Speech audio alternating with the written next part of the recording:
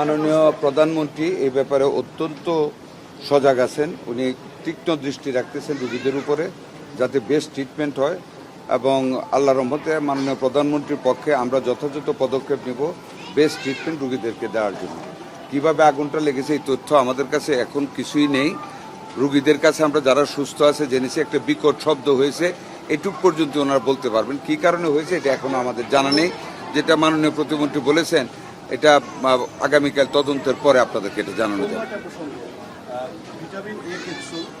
এটা এখন বলেন বলেন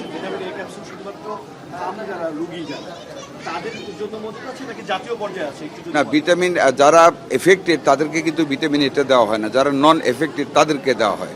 ভিটামিন এর প্রশ্ন তুলেছেন বিগত সরকার ভিটামিন এর ক্যাপসুলের ক্যাম্পেইনটা বছরে 2 বার হওয়ার কথা।